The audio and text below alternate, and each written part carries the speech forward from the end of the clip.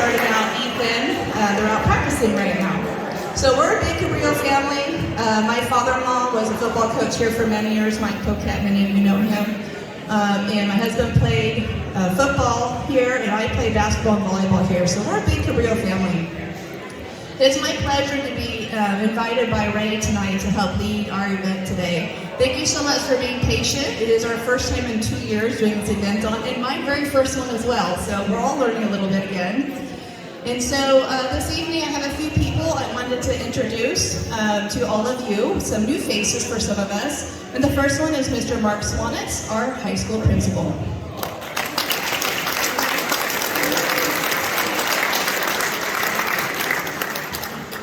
Well, welcome everyone. Thank you. As Michelle said, I'm Mark Swanitz. I'm the principal here at Cabrillo High School. I am starting my third year as principal, and hopefully my first normal year as principal. The first year I was here, we were in complete lockdown. Last year we had a weird hybrid thing, and then we came back in person at the end of the year. But this year we're starting off wide open, full classes, full student body, and we're just hopeful that we can continue doing that. But this is a little bit about me. I am a native-born Central Coast resident. I grew up in the San Ynez Valley, graduated from San Ynez High School in 1985. Back in the day, we were in the Los Padres League with Cabrillo, so I played basketball and ran track against Cabrillo for 4 years. Always had a lot of respect for this school. And while I've been principal here for 3 years, this is my third year now, I've been a principal on the Central Coast at 3, including Cabrillo high schools, for the last 17 years. And so I've got an opportunity to know a lot about the educational community on the Central Coast in Santa Barbara County. And I can tell you that of all of the places I've been, Cabrillo High School is the place that has the richest traditions, the tightest knit family, the caring, compassionate alumni supporting our current students and athletes. And so it's just been a joy to be principal here, even through these difficult times. And I just wanted to welcome all of you and thank you for everything that you do, have done, and continue to do to support Cabrillo High School and our students. So I'm going to give it back to Michelle. I know there's a lot more people than me who are more important than I am to speak tonight, so I'm going to give it back. But welcome.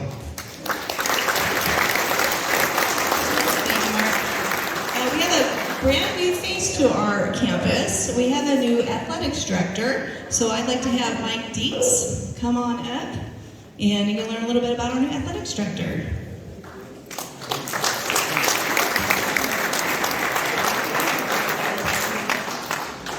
Wow, all right. Hello, so my name is Michael Dietz. I'll give you a little bit of a backstory about myself. I was originally born and raised in Arizona. I spent much of my lifetime playing baseball since I was probably 2 years old. And then I eventually gave up my high school baseball career to focus on golf and continued to play golf. I had opportunities for college scholarships, and I ended up not taking them to focus on education.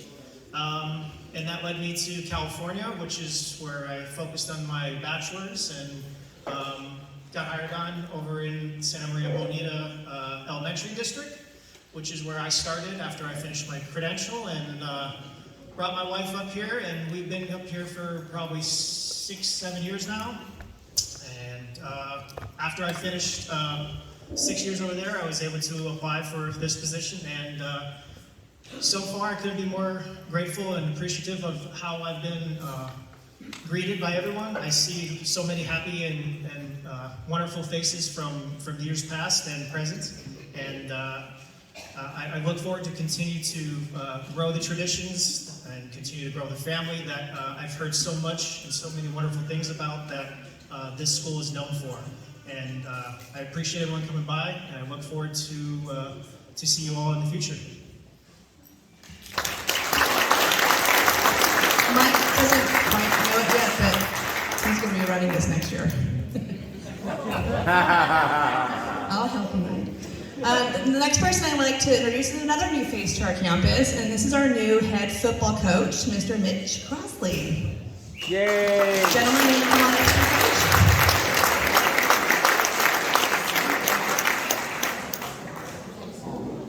All right.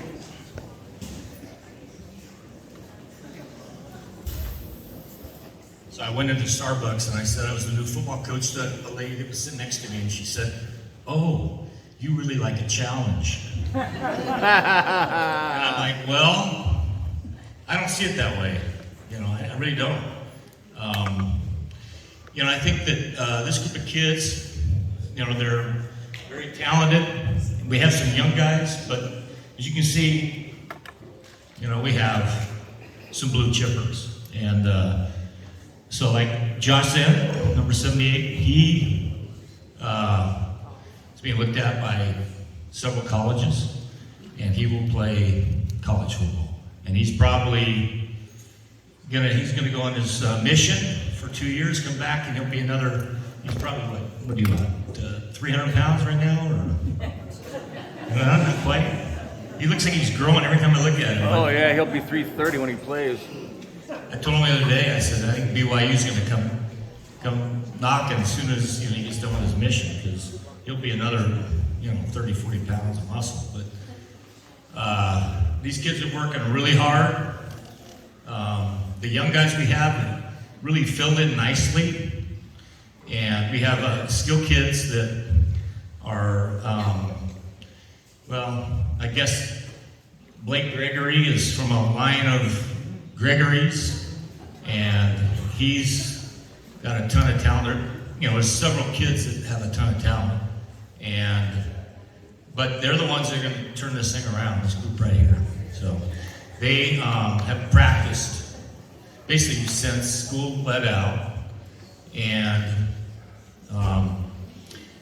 there's a lot of new stuff that they're learning, but they really learned it well. And this is my 32nd year coaching, and so I've had a lot of experience in turning around programs, and this group of guys are doing the right things to get that done.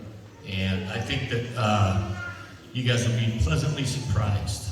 There'll be some teams that they're going to be, wow, what happened there? What they give them, But anyway, so I'm just proud of all of them. So, all right.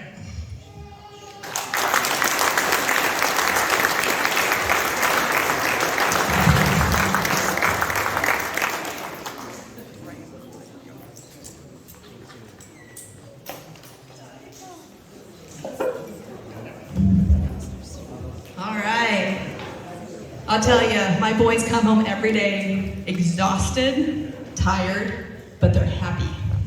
And that's the most important thing. They're having a really good time and they're enjoying what they're doing. And so I'm very excited about this year. It's gonna be a fun year for our family having two playing football. So I wanted to do a couple little thank yous because I don't want to forget them, and I think thank yous are so important. Sometimes they're underrated. So there's a whole huge list. And of course I gotta start with probably the most important person, and that's my husband. Dustin Toquette, he's back there somewhere. He has helped trim, season, marinate, cook the tri-tip tonight, so I hope that you enjoy that.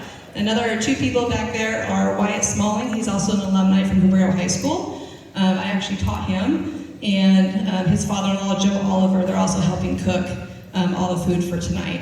Also helping with the food was Floriano's, donated all the rice and beans to us. Wow. And they're another Cabrillo family, so we really appreciate that.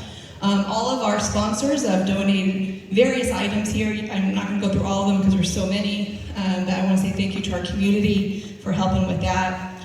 Two other groups was the Alumni Association. They were so super kind with us. With the last 2 years not being able to fundraise a whole lot due to COVID mostly, and just trying to tread waters the last couple of years as educators and coaches. Fundraising was really hard for us, and so the Alumni Association generously donated the funds for all the food this evening, and we really appreciate that very much. And thank you. That was really big. And then the Sons of the American Legion donated all of our utensils and plateware and things like that, so we really appreciate that as well. Thank you.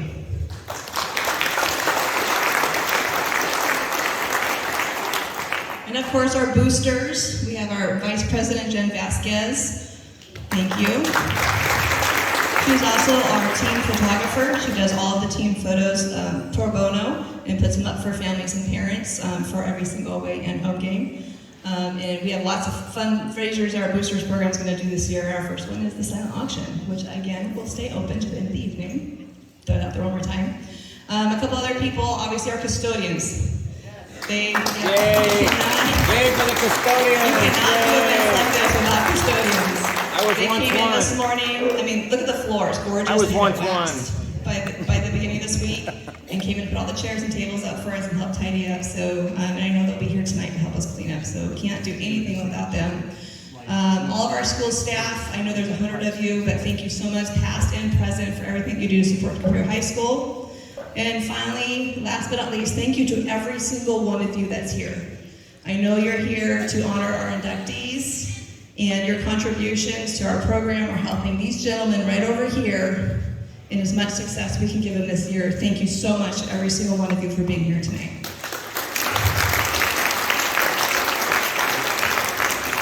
So I'm going to hand it over to Ray Moore. All right, Ray, And go. we're going Take to it in. have a speaker, and then we'll be eating. Well, tonight, Rick Longoria just walked in, as a matter of fact, and I'd like to introduce our Booster Club president, so I don't have to say what Rick was going to say. Last night, he talked about missing a meeting and being elected president. He was almost just re-elected for 4 more years, but you made the deadline. As Rick comes up, I would like to just thank Michelle.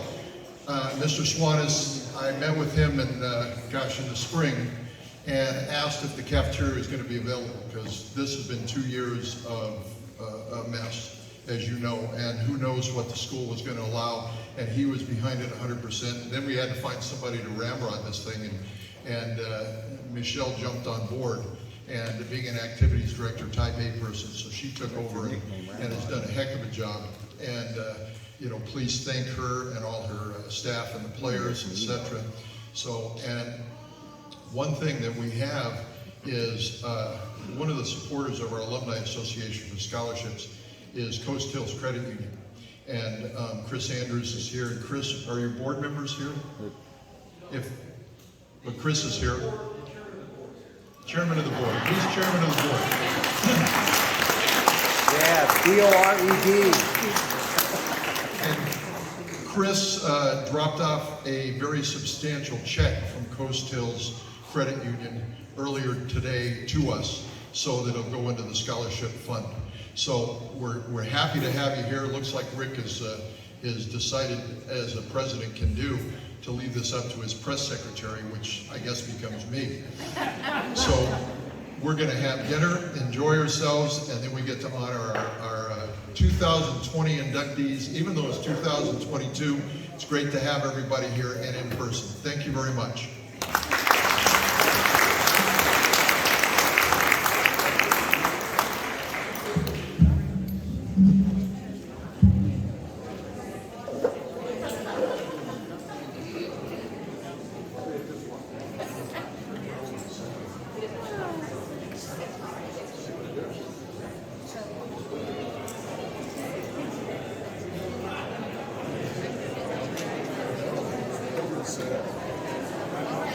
All right, we're going to have our gentlemen come and check on each one of you, and then we're going to start serving some food. You guys ready to eat some tri-tip?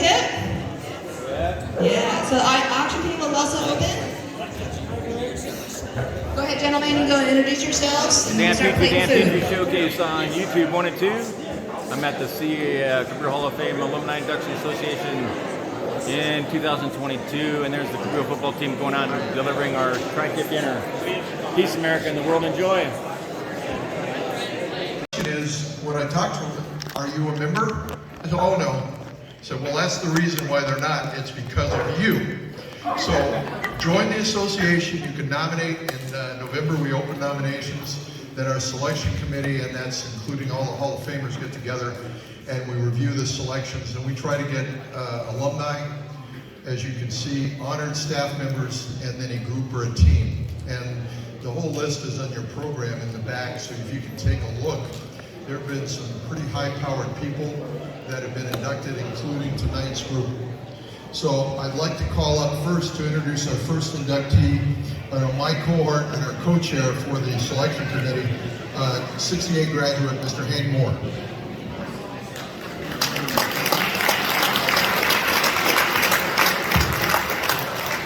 It's actually 67 to graduate. I was the first graduating class, he was the second. It's my honor to introduce Don. Don was a student graduating in 1969 at Cabrillo. Don participated in choir, dance band, and two of my favorite sports, cross country and track. After Cabrillo, he went to Hawaii and had a cabinetry business very successfully. But thanks for, Lompoc and Cabrillo, he came back here. He was the youngest person elected to serve as the president of the Moose Lodge, and he was vice commander of the Western Region for the Sons of the American Legion, and that's a lot in itself. But he's also a big member of the Alumni Association. He's the treasurer, but he's also does things with the scholarships, recruiting people to be part of it, so he gets his hands into everything. He also volunteers for Toys for Tots over 18 years.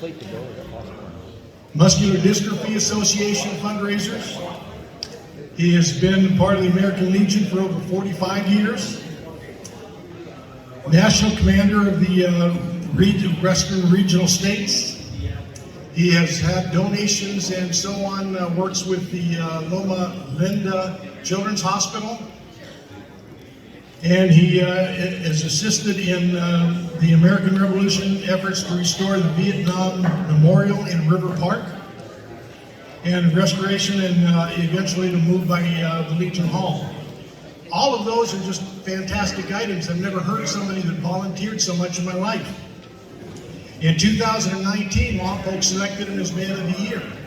After all the things he's done, volunteering with everybody, it's not surprising he's the Man of the Year.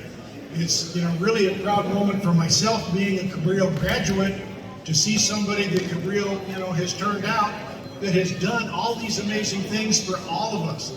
Simply amazing. So I'd like to introduce Don Ramirez, newest member of the Hall of Fame.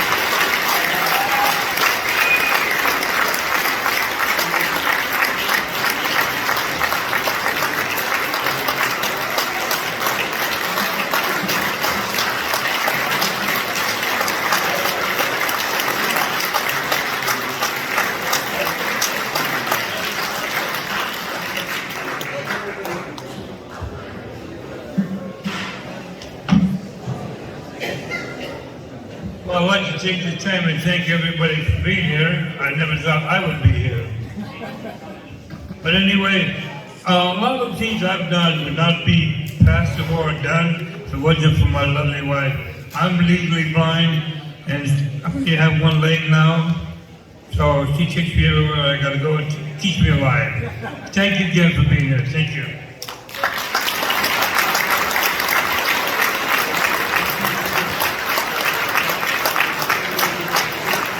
Now let me bring up our Hall of Fame inductee to introduce our next inductee is Chris Andrews.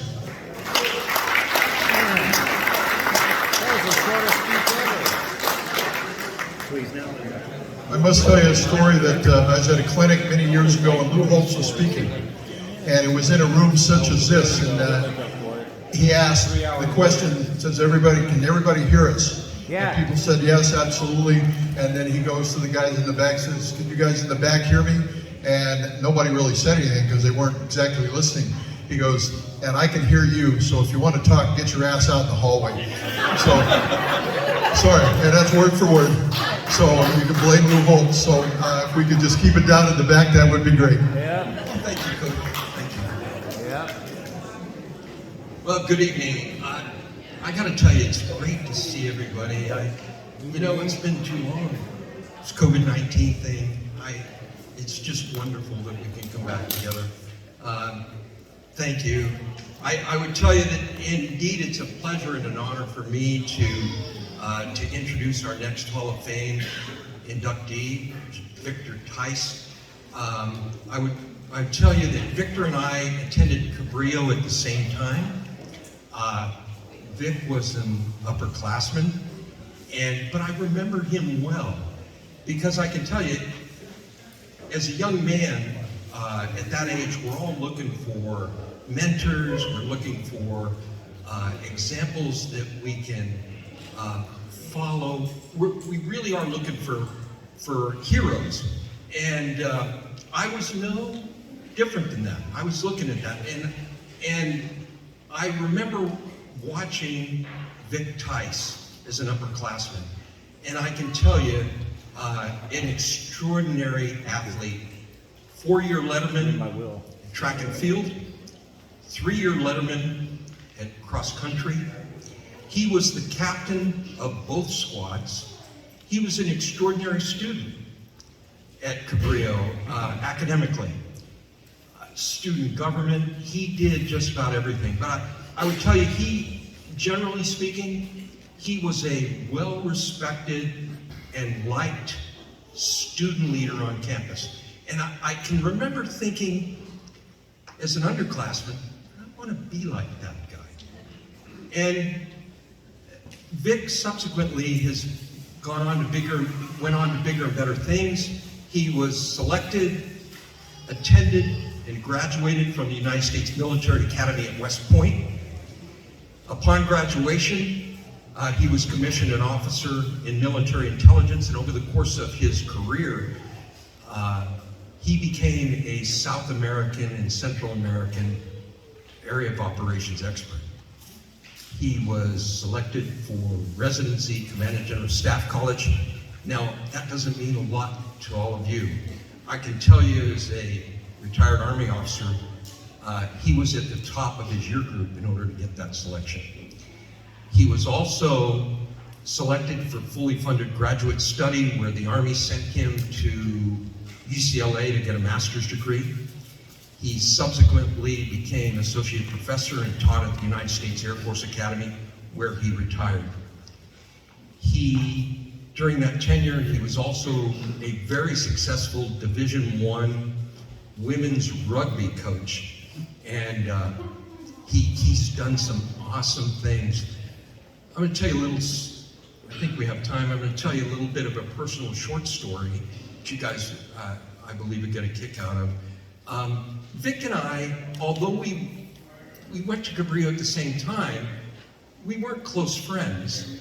We participated in different athletics, and we weren't the same year group, so it really didn't facilitate a closeness.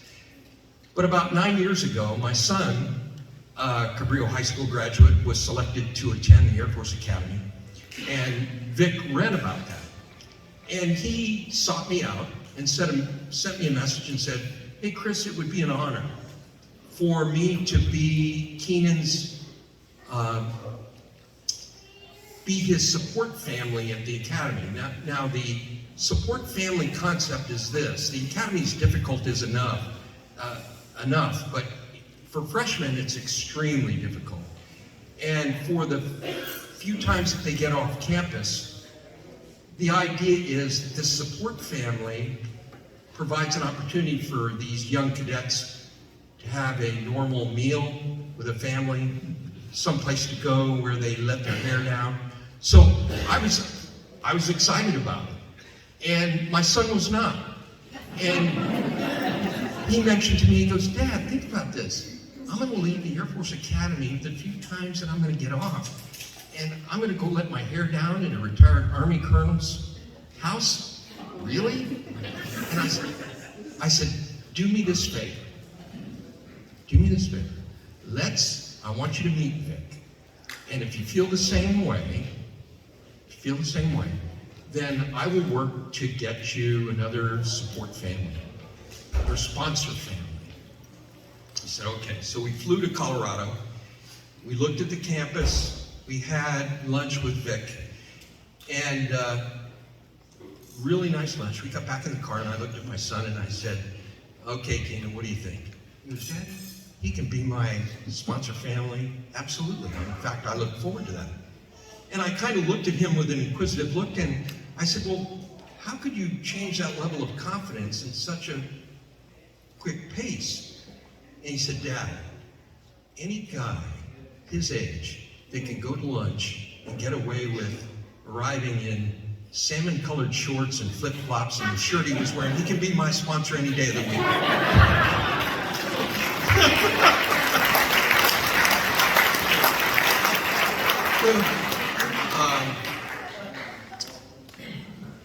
Vic, we've renewed a friendship. He's a wonderful man. He's married to a wonderful lady by the name of Barbara. He has 2 children and 5 grandchildren. Please welcome him along with myself for the next Hall of Fame inductee, retired Army Colonel Victor Teice.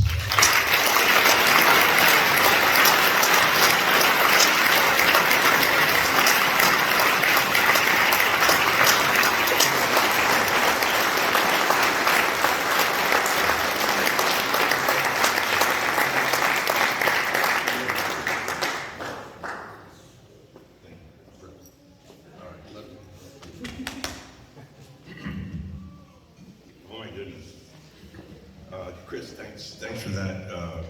To be a member of this Hall of Fame is someone like Chris, who is exemplary as a husband, as a father, as a citizen, as a patriot. Oh well, I couldn't ask for better company. I'm going to be unorthodox as I usually am and put my thank yous at the very start. First of all, Don and Ramirez, I want to thank you for being a member of the class of '69. Otherwise, I would have been the oldest guy here. So, secondly, my mom and my dad who passed away in October. I want to thank you, my wife Barb, my 2 daughters, Daphne and Marcy, who's here, my grandkids, for the support they gave me to let me pursue the endeavors that I did. From athletics here at Cabrillo, to my public service in Colorado Springs, my career in the Army, and most importantly for me as a coach.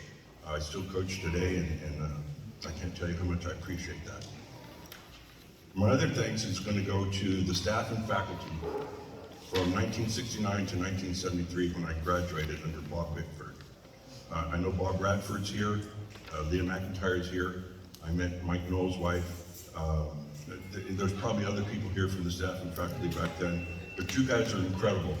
And the reason I say you're incredible is because you laid a foundation for me that I carried through the rest of my life. Reading, writing, arithmetic, and you build character. And if you'll just allow me real quick, I want to read this real quick. And that is the vision of this school. All right, the vision of Cabrillo Senior High School students and teachers, parents, staff, parents, and community members is to develop the mind, character, and the physical well-being of every student and provide them with the capability and knowledge to become adaptive and productive citizens. Our students will strengthen the ability to communicate, establish a pathway. And you guys did that in spades.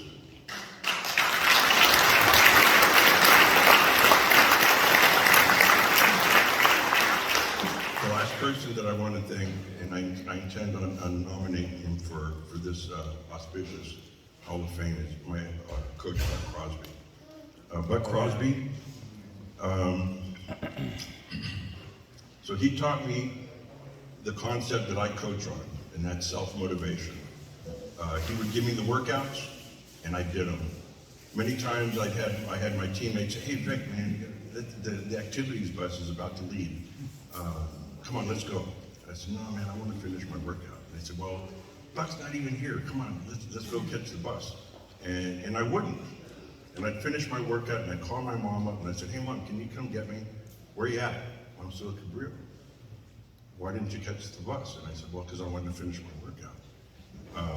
And I continued to do that because I wanted to win, not just for myself, but I wanted to please my coach because of what he meant for me. And I carried that through my adult life, and it's been so successful.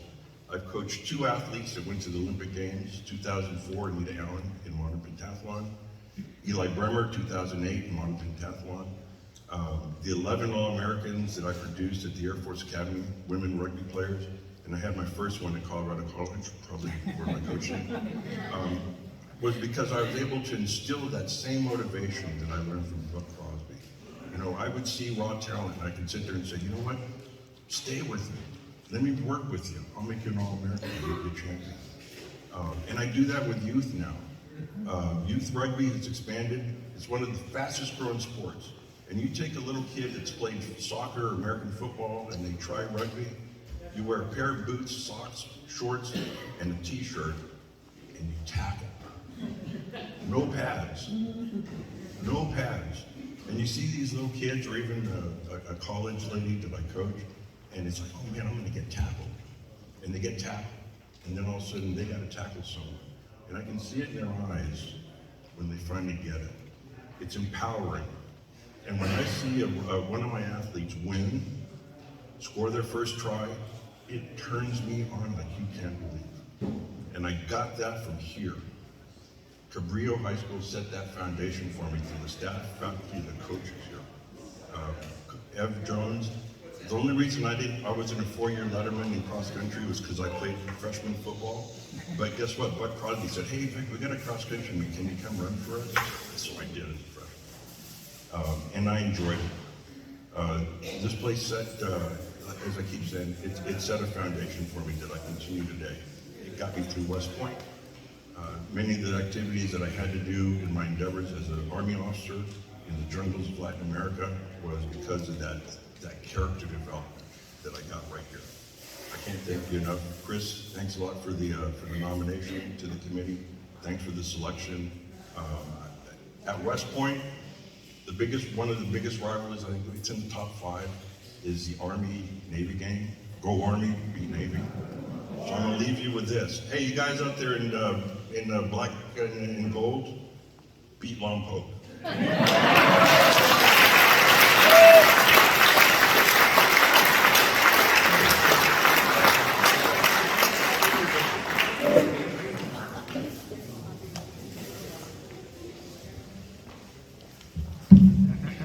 It's my pleasure to introduce our next inductee. I've written some things down because his list is, as you can see, is tremendous.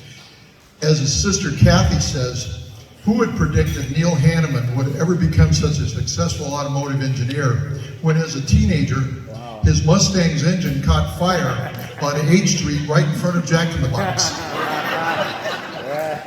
But after being an honor student at Cabrillo involved in student government and athletics, Neil earned his degree in mechanical engineering from the General Motors Institute. Wow.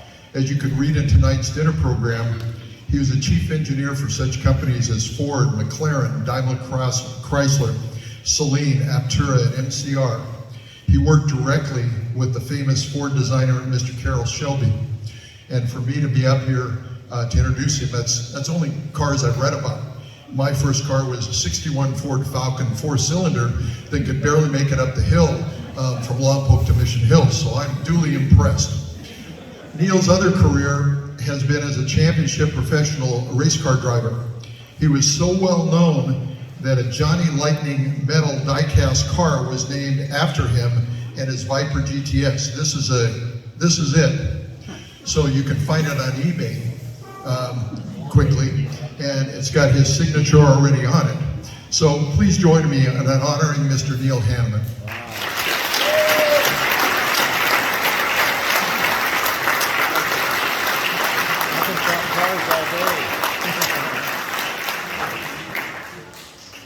Well, it is great to be here, and yes, the only reason my car caught on fire was because I actually tried to work on it myself. And what's ironic is, when I was here at Cabrillo, and those that knew me, I was laser focused on getting into the Air Force Academy. And it was really interesting to hear all that we've already heard tonight, Vic being at West Point, and sons, going to the Air Force Academy. This school has put a lot of people through those places, and that's really great. Now, of course, this is the Hall of Fame, but I got into the Air Force Academy, and then after the first summer, I dropped out. Now, I decided I'd had a change of heart and didn't go there. So I was actually in my own Hall of Shame at that point, because that had been, actually, I decided well before I got to Cabrillo that I wanted to go up to the Air Force Academy. When I was 11 years old, having been in an Air Force family, we returned from 3 years in Germany, and on our return, we stopped off in North Carolina, and my dad decided, let's drive cross country to California. So we drove cross country, and one of the stops we made was at the Air Force Academy. So I was an 11-year-old kid, got to tour the place, see the amazing facility, the chapel with the 7 spires. And it's just an amazing place. And I decided I want to go to school here. So that was 11 years old. And another kind of issue from Germany is I wasn't a great student. In 4th grade, I think 4th or 5th, they wanted to hold me back a year. I mean, it wasn't great. And I think it's because I had a kind of a mechanical mind. I do remember a teacher was helping me once as to why I couldn't get the grammar test right. It was one of those things where there's a sentence with a missing word and it says pick the word that fits the best. And I was using my pencil to measure the size of the words, see which one fit the best in the space. And needless to say, that wasn't good for grades. You know, but it was things like that you know, the grades weren't great, but I think the teachers thought, you know, he's maybe got some hope. So we got Jurgen-Lompoc. They didn't have base housing, so we were in town. They put me in an elementary school down there. And there was this newfangled thing called an IQ test. And they gave me one. And it was a little after the start of the year, so I did it by myself. And they thought I did pretty good on that test. So good that they said, you need to be in an honors program. And the only one around here is at West Wings, but you're gonna live on the base, so start going there now. And so I went out there, and the teacher who set me on the straight and narrow was Mr. Straight, who's sitting up there. He was my 6th grade teacher. And, you know, he really opened my eyes, and I think without knowing it, you know, taught me how to learn, which is the whole point. You need to learn how to learn. And so from 6th grade on, the grades were good. I had my goal. I got to Cabrillo, and I think the one thing about Cabrillo is, you know, getting into the military academies takes a well-rounded individual. And when the process for selecting people is focused on things like extracurricular activities, student body, athletics, there's a whole range of things they look for, in addition to grades and a lot of tests they put you through. So, but the opportunity existed here. There were a lot of extracurricular activities. I was able to participate in student government. Swimming and water polo were my sports. Although the year after I left, the water polo team won CIF championship, and they're in this Hall of Fame. I wouldn't have made that team. Those guys were good. And so, but anyway, like I say, when they were mean too. Yeah, they were. In the water. In the water. So when I dropped out, I had no plan B. And as I said, I didn't ever take auto shop in high school because that didn't really fit as one of the extracurricular activities. And so when I came back that summer, I enrolled in Hancock and took some auto shop. But I found out about this school called General Motors Institute. Went there, got my degree. And then one of my first jobs out of school was at a company in Galita. So I actually moved back to Lompoc. And then I started racing cars myself. And so I ended up meeting Jeff Culver, who was the auto shop teacher here at Cabrillo. And Jeff and I became friends. He actually mentored me with my racing. And he had some awesome cars that he then let me drive. So I drove in some NASCAR races at Riverside with his Camaro. And he was impressed with me. And then when I went to work for Chrysler after that, I thought I shouldn't drive a Camaro anymore. So did other types of racing. But Jeff came along to the races. And so, you know, I was driving at Daytona in the 24-hour race, and Jeff would come and work the crew. And so, you know, it was interesting that I developed a lifelong friendship with a teacher that I never had a class with. So that was kind of one of the ironies. And so, you know, a lot of people go through life and you think of your chance of a lifetime. And it's great that people can get something or do something that said that was their chance of a lifetime. And when I look back at my career, I probably got 5 or 6 of those different things I've done. And I'm really happy and proud about that. But, you know, I'm also very proud tonight that all 3 of my sisters are here. That's great.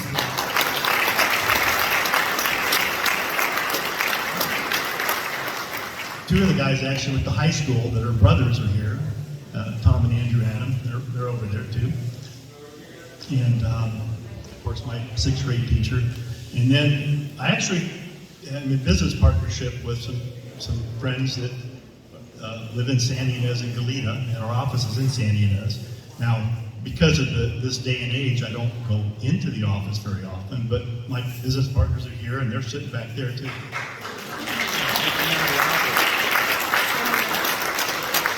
And I was just doing a little reading this morning. I saw a nice quote by George Bernard Shaw, and it said, "Life is not about finding yourself. Life is about creating yourself." And I thought that was pretty appropriate. And you know, Cabrillo really taught me how to create myself. It also gave me the background to be flexible enough to completely change careers. I mean, when I decided on that I didn't pursue it all, and then I can stop and then pick up something else. So, you know, when I look at the opportunities that I have here, the people I met, all the teachers, I mean, it's just been a fantastic opportunity. And I'm really happy to be here. And that's all I've got tonight.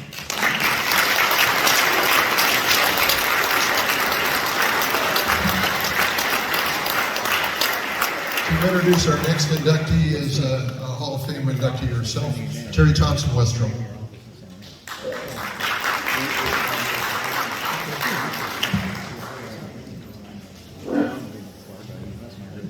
Well, I don't know if I can top that, last 2 or 3. Anyway, it is my sincere and deep pleasure to introduce to you Kay Duffy, a 1978 Cabrillo graduate. This delightful woman has just about done it all. She is amazing, and it's no wonder that she was nominated for the Hall of Fame class of 2020. Your program outlines Kay's educational and professional background. In the limited time I have to tell you about her, I hesitate to reiterate what you can find in your program. Suffice it to say, she has an impressive history, including as an accomplished lawyer, an advocate and active participant in animal rescue and abuse abatement, and a generous mentor of high school mock trial teams preparing for competition. Her Cabrillo life was magical, as she described it to me with great pride and spirit. As you can see, she was very active in Cabrillo activities and sports, and she received the Wildy Award for Excellence in 1978, a highly esteemed award here at Cabrillo High School. Kay and I had a delightful time getting to know each other over the phone from Lompoc to Orlando. She and her husband relocated from the Bay Area to Lompoc to come home in 2020. She treasures Cabrillo and Lompoc and says it's very nice to be home. While Kay struggles with the concept of being of retirement age, we prefer to say she quit working. She keeps very busy as a volunteer at the Base Thrift Shop, Friends of the Library, and as a lector at the Queen of Angels Church. She feels blessed to have had the parents she and her siblings had. Her mother, a humble, semi-professional baseball player in New York City, the team model for the movie A League of Their Own. And then her mother went on to play basketball for the Air Force, where she was the first female teletype operator. I think I have that right. And her father, this ought to ring some bells for some of you older Cabrillo family members. Her father was Dan Duffy, who took all of the sports pictures for Cabrillo in the early years. If you look back at some of the old clippings, they'll say, photo by Dan Duffy. So she feels very, very blessed to have had the parents that she had. This woman really has it all. She has accomplished every endeavor that she has sought to do, and she cherishes her family and the time she spends with them. As you can see, she has a full 2 or 3 tables of family back there with her. And thank you for being here for her. To quote Rob Nielsen, a 2019 Hall of Fame inductee and her nominator, he said, "Always the unsung hero and never seeking the spotlight. This incredible human being has always been a tireless inspiration to those around her, not to mention the countless animals she has saved. Please join me in welcoming Kay Duffy to the Cabrillo.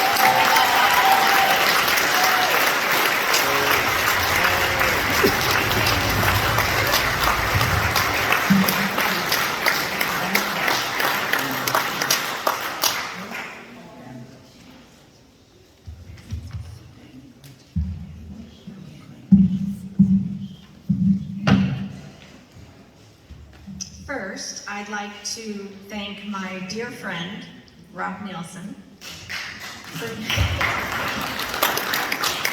for nominating me, and to the Cabrillo Alumni Association for selecting me for this very humbling honor. Miranda Lambert sings a song titled "The House That Built Me." It's about a woman who returns to her childhood home, knocks on the door, and asks the current owner if she can take a look around. She's returning at a time when the world has been too much, and she needs to reach back to remember who she was, to try to heal from the battle scars caused by living. My favorite lines from the song are, "You leave home, you move on, and you do the best you can. I got lost in this old world and forgot who I am." While the house that built me is at 588 Sunbeam Road on the other side of the village, where our parents, Dan and Terry Duffy, raised us with their strong values and best qualities, Cabrillo is the school that built me, and the faculty and staff and lifetime friends that I made here are the people that built me. After I moved away, whenever I came back to visit Lompoc, I would always take the time to go to that house over on the other side of the village. I parked outside just long enough to absorb the memories, but not long enough to qualify as a stalker. I try to dodge restraining orders wherever I can. After my visit to my old home, I would always come here to Cabrillo and walk around and drink in the feelings of security, comfort, and love that I felt when I was going to school here. These walks would remind me who I am. George Moore said, "We travel the world over looking for what we need, and we return home to find it." A couple of years ago, my husband and I decided to move back to Lompoc. My husband is not from here, but he quickly adopted Lompoc as his home and is very patient with my growing up in Lompoc stories every time we drive around. We've certainly found that saying to be true for us. The faculty and staff here did not stop impacting us when we graduated. Their influence continued long after we donned the cap and gown. Great examples are Bob Lawrence, Wendy Knowles, Carrie Larson, Leah McIntyre, Steve Haskins, Myron Webster, Bob Radford. I could go on. There were so many. Thank you for always being there for your students. You were our teachers, our mentors, our cheerleaders, and you became our friends. You make us confident to return to the world after we spend time with each of you. This school also gave me lifelong friends, some that I've known since elementary school, and many of whom are here tonight. I look at all the other inductees to this Hall of Fame from prior years and from this year, and I'm overwhelmed and beyond honored to be among them. I truly believe I'm not worthy to be included with all of these amazing people. This school and the teachers and staff have provided the world with talented, compassionate, conscientious, and empathetic citizens. So while this dinner is primarily about the alumni and celebrating alumni, the focus should also be on Cabrillo and the teachers and the impact that they have made to the world through their students. I'm honored to be a part of the alumni of Cabrillo, the school that built me.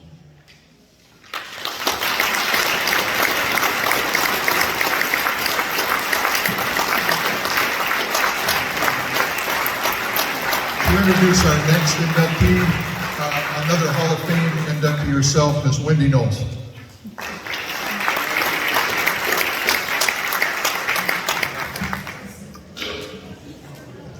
It's a pleasure for me to be here, and it's a distinct honor to introduce Sandra Schultz Curl, the 1980 graduate of Cabrillo High School and the 2020 inductee to the Hall of Fame. I've known Sandy and her family since my start here at Cabrillo too many years ago to mention. It was a long time. Sandy is a true Lompoc native. She was born in Lompoc and grew up in Vandenberg Village. She enjoyed life raising numerous family pets. She was training a horse, and she had a great time in Buena Vista, traveling the village with her friends. During her 8th grade year at Vandenberg Middle School, Sandy and her classmates went on the annual trip, as some of you may remember, with Jean Lynch, a teacher at Vandenberg. This trip sparked her interest in city government and service while she was in Sacramento. Sandy followed her sister Cheryl into the world of Cabrillo High School. Swim team was where I met Sandy and had the opportunity to work with her for several years. Her leadership as a team captain, positive attitude, and participation with the team helped to build our strong league standings each year. She was also one of the school's cabarets. Now that was a group of girls. We had cabarets and we had matinees at Cabrillo a long time ago, and they were selected, they worked with the teams. So the cabarets were a group of girls that helped keep stats for the varsity basketball team. Sandy loved the game of basketball, but more importantly, she was proud to be a part of the team working alongside her dad, Coach Bill Schultz. Sandy was with the team the year they beat Moreno Valley for the CIF 2A basketball championship. It was a great win for the team, a great night of celebration. And for those of you that may not be aware, the principal at that time, Mel Wildey, took the team, the support groups, to the Queen Mary to celebrate with dinner. It was quite an evening. In addition to supporting Cabrillo athletics, Sandy worked at Taco Bell while showing her horse at numerous competitions. Sandy graduated from Cabrillo with honors and was accepted into Cal Poly, where she earned her degree in public administration. She headed the Speakers Bureau on campus, bringing in many notable speakers, including U.S. Cabinet member at the time, James Watt. Sandy started her career in city management in San Luis Obispo, then moved to the city of La Mesa in the position of city manager, where she coordinated the needs of the full-service city with a $100 million budget that she helped coordinate. While at La Mesa, she met her husband, Bruce. They kind of had a difficult time developing that relationship because they both worked for the city, and at that time, they were not allowed to fraternize because they both were employed, but they worked through that. They did marry, and they do have a lovely daughter, Sydney. After working at La Mesa, the family now lives in San Diego area. As you may have read in the program, Sandra is now the general manager of the San Diego Water Authority and oversees a $231 billion economy that services 3.3 million San Diego residents. She's quite an impressive position. As if managing billions of dollars isn't enough, Sandy found time to be involved with numerous professional and community groups. Her leadership qualities continue to impress and inspire many. I am pleased to present Sandra Schultz Curl, our 2020 Hall of Fame inductee.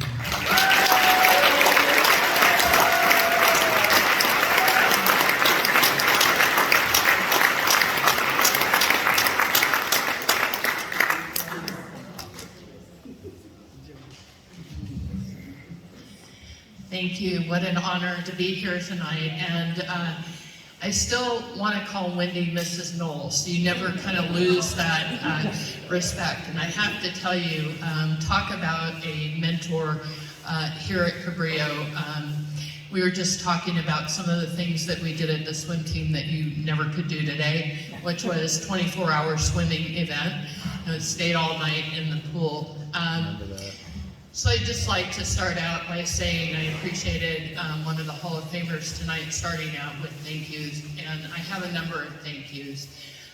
I'd like to first start by thanking my parents. My mother is here tonight, Tonya Schultz, and she and my father raised me here in Lompoc with my sister Cheryl.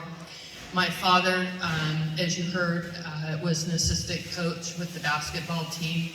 And they were really the rock and the foundation for me to grow and develop. And as you heard, my interest in public service began through a trip in 8th grade to Sacramento.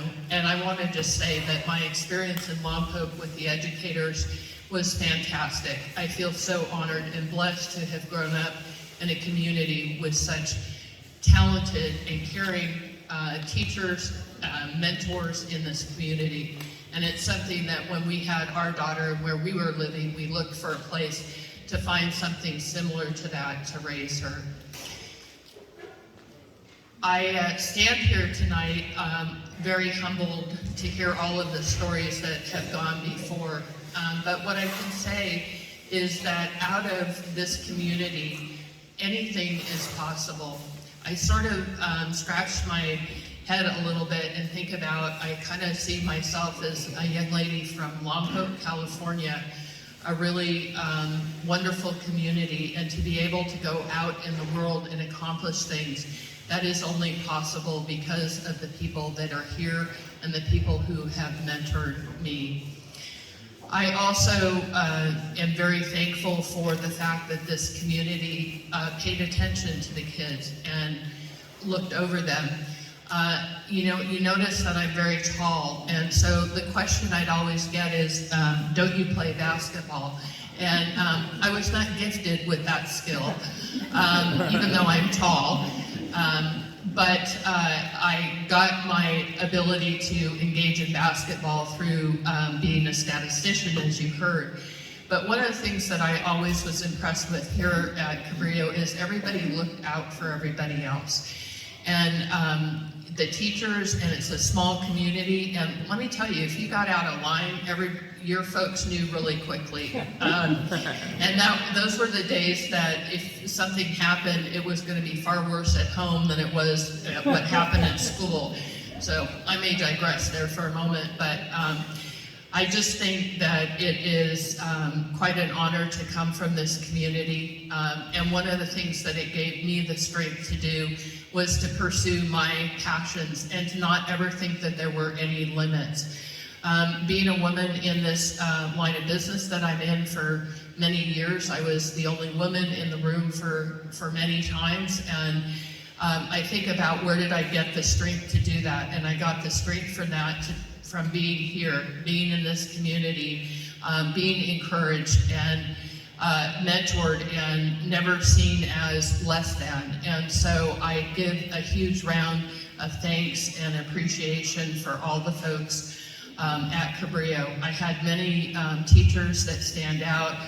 Mrs. Meidel, one of them, she was very tough for any of you who remember her and her writing classes, and to this day I write all the time, and I think of her and what the skills that she gave me to be confident to do that.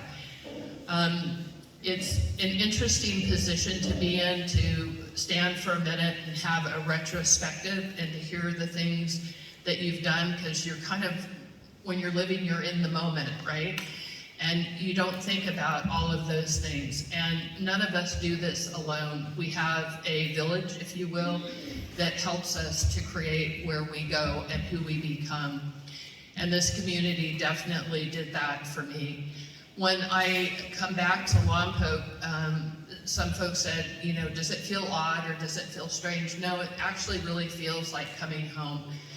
Even though I've lived in San Diego for over 30 years, this will always be home, and it has a special place in my heart. And I just am honored to be here tonight. I want to thank you. I also appreciate all that's being done for the current students here, and having the opportunity to have this event and provide an opportunity to give back. I'm really looking forward to being a bit more engaged in the school, and to be able to create that safety net for other kids that are coming up. So with that, I know we've been up here a while, so I'm going to end with that. But thank you very much for the honor. It's a pleasure to be here, and thank you.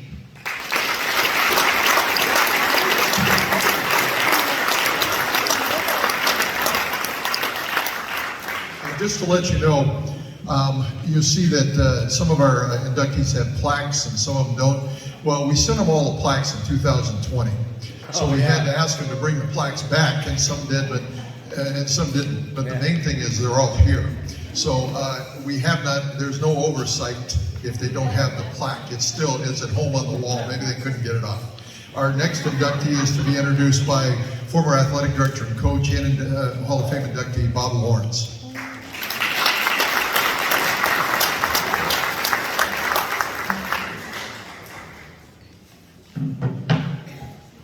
Good evening. It's my honor and pleasure to introduce this next inductee to the Cabrillo Hall of Fame. Those of us who were fortunate enough to teach and coach at Cabrillo, we wore a lot of hats. And this gentleman indeed wore a lot of hats. If you take a look at the program, and don't do so now while I'm talking, please. But in your leisure, take a look at the program and see the great many things that he participated in and positively affected lives of students here at Cabrillo. A lot of people don't know that he taught business. He was a business teacher here for 37 years. He taught everything from typing to work ed to business math to the ROP program. He was even the department chair for a number of years. And his students loved being in his class. Absolutely enjoyed his class. He made them work, but they loved being there. And the same could be said about him in athletics. His athletes loved competing and suiting up for Coach Haskins. And what else could we ask? He was our head football coach for more than a decade. He won numerous league championships as our head football coach and defeated Lompoc on several occasions.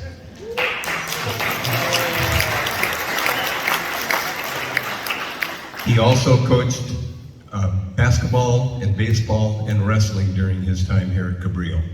And as I said, his athletes loved competing for him. And he continues to positively affect our student athletes. He and, you might have seen in the program, he and Wendy Knowles are currently co-chairing our Athletic Booster Club. And they also co-chair the annual Ed Knowles Conch Classic, which is the largest fundraiser of the year that supports Cabrillo athletics. So he continues to do so. Before I close my remarks, I have a little story that I'm going to tell and probably embarrass Stephen and his family. But those of us who are fortunate enough to have taught and coached here at Cabrillo, we know that we're blessed here. And one of the things that's really special is being able to watch your sons and or daughters compete and or perform whatever it is that they're doing at Cabrillo. And I remember vividly a moment when Garrison was wrestling against Lompoc Cabrillo wrestling match. Just imagine the scene now. The stands are packed. It's a tense evening. The contest is going to be close. Every match matters. And Garrison, when it came time for him, I could feel the tension next to Steve. He and I are sitting just above the scoring table, and I could feel the tension with him. And then the match begins, and we needed those 3 points, or we needed an ultimate would be a pin. Well, I don't remember whether it was the second or third period, but Garrison turned his opponent and got him to his back, and then the official slammed his hand down for a pin, and Steve and I erupted. We were so loud, everybody turned and looked at us, including Garrison. And the look of pride and joy in his face was incredible. I'll never forget how he made his dad proud. And, 50 years ago, I went to a clinic, a sports clinic down in Southern California. The speaker that I was listening to that day, we go to these clinics to learn a little more about our sport. And this gentleman's name was Dr. Sammy Lee. And he prefaced his remarks by saying, when you see me at the clinic in the next couple of days, don't address me as doctor, don't address me as mister, and please don't call me by my first name. Address me as coach. He said the greatest tribute that we can receive in athletics is to be addressed as coach. So please join me in welcoming the newest member to the Cabrillo Hall of Fame, Stephen Craig Haskins.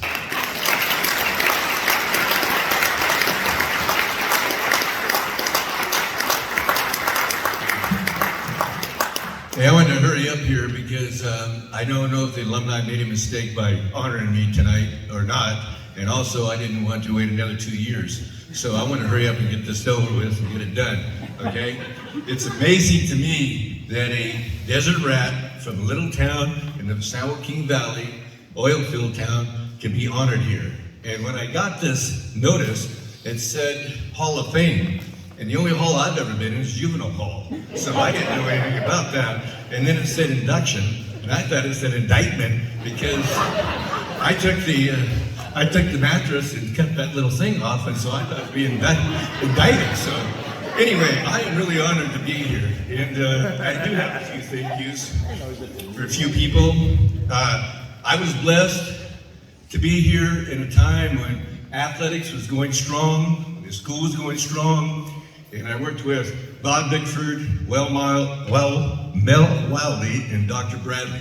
They believe that athletics and academics can go together. That if you are a strong person on the field, you're going to be a strong person in the classroom. That was their philosophy. They hired a lot of coaches, and coaches do make good teachers. Bob Lawrence, Rick Schmidt, I could go on and on, Bob Boyer. We were all coaches, and I think we were good teachers, okay? Next, I'd like to thank the athletic directors that I worked with. Don McIntyre, if you wanted something, he'd find a way to get it. I don't care if he had to steal, borrow, beg, whatever, but he got stuff for us that we needed to be successful. Bob Boyer, the same thing. He always helped us out. He was there at every contest, rooting us on, win, lose, draw, whatever. And Dan Troop. At the end of my career, I had the pleasure of working with Dan Troop, and he was the same way, the same mold. Those people believed in athletics, and they supported us entirely. Coaches, you're as successful as the people you have around you. I had the best coaching staff you could believe. I had Dave Long. If you've ever been around Dave Long, he is a motivator. He can motivate you to run through that brick wall. I'm telling you, I learned that from him. Yep. We had Bob Radford, a tactician. I learned from him how to look at defenses, how to look at offenses, where to attack them. We had Bill Weber, who was, he was on point, T's dotted, I's crossed, or the other way around, but I don't care. He had it down pat, okay? Ed Knowles. Ed Knowles was the premier coach here, beyond. He knew everything about defense, offense. He knew how to get players in position. I sat there and took the credit. These guys did all the work, I'm telling you. I was just a figurehead, I was a rah-rah guy, that was it. Also, great players make great coaches, okay? I had some of the greatest players. I had Brad and Craig Knowles sitting right over here. Played their hearts out every game. Dale Shell, tall receiver. Donnie Willis, 305 pounds, could run a 4.940. I had Reggie Etheridge, who played on every special team, offense, defense, and came back to practice the next day and led in all the sprints. I had Rob Cardenas, little guy, big heart, threw the ball all over the place, and was a leader. L.B. Chandler, one of the toughest guys I've ever met, played hard and after it. Those guys will make good coaches, I'm telling you right now. Also, I'm very lucky, fortunate to have married my beautiful wife, Jody.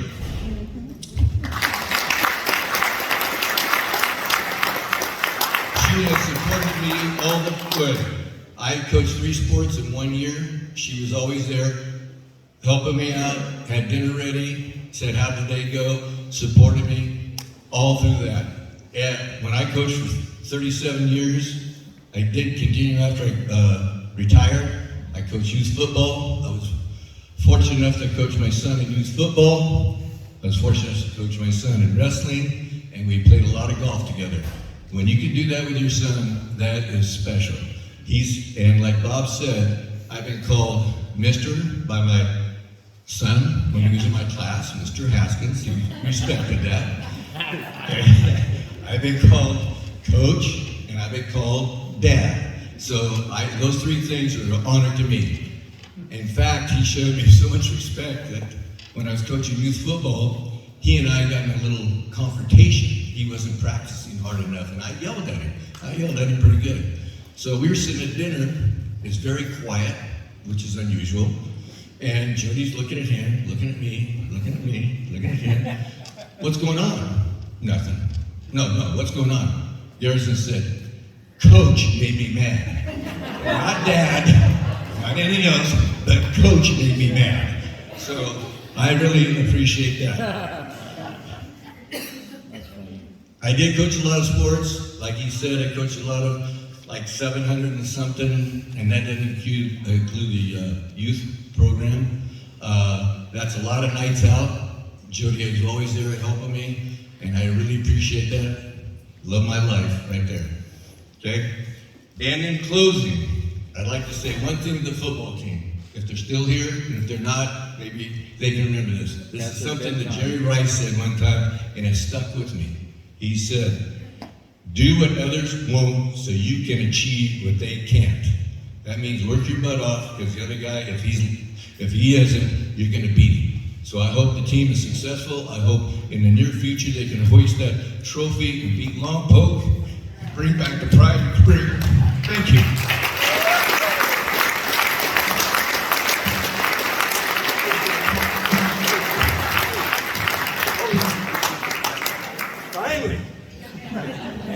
To introduce our next inductee is Cabrillo grad and former teacher, coach, and athletic director, Mr. Dan Troop.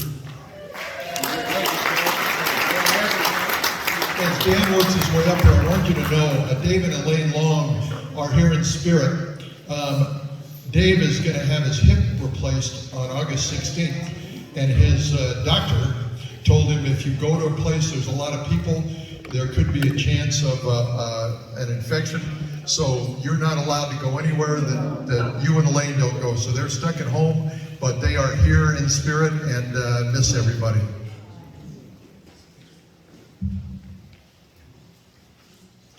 Good evening. Thanks for being here tonight. We always appreciate the crowd and getting to see people that we haven't seen in a long time, and then have the honor and the privilege to induct all these special people into our Hall of Fame, to join the rest of the classes that have been inducted that are every much as special.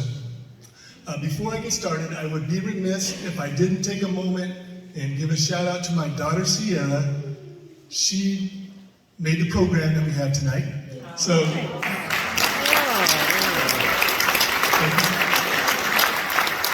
and I got a phone call from Ray. Ray said, you're okay doing the program again this year. Got a little quiet. I said, no problem, Ray, no problem. I can never say no to Ray anyway, but no problem.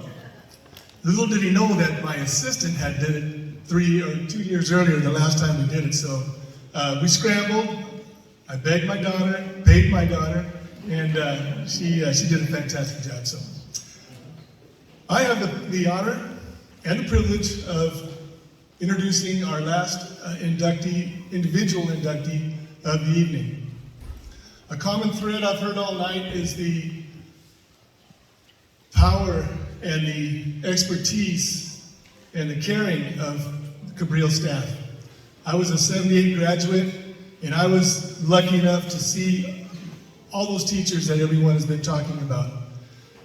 What a special group that we had, and how lucky we were to go through a high school with the staff that we went through. It was tremendous. The man I'm about to introduce is on that team as well. Myron Webster. Myron is a very devout and a deep family-loving individual. Myron has tried his best to prioritize God, family, and teaching in that order in his life. The most important day of his life was when he accepted Jesus as his Savior and Lord. The next important was when he married Elaine, his beautiful wife. Then follow the days of the birth of his children, great-granddaughter, the marriages of his children and granddaughter, being hired by the LUSD, and being assigned to teach at Cabrillo. He shared his testimony about Christ in his life as often as opportunities allowed. When the Websters moved to California, his children were very young. As they grew up, if he was out playing with them after dark, and children were in the neighborhood found out about that, they could join in on the fun and have their curfews extended because Mr. Webster was on neighborhood watch. His granddaughter summed up this aspect of Myron's life when she told him, "I like you, Grandpa, because you are weird."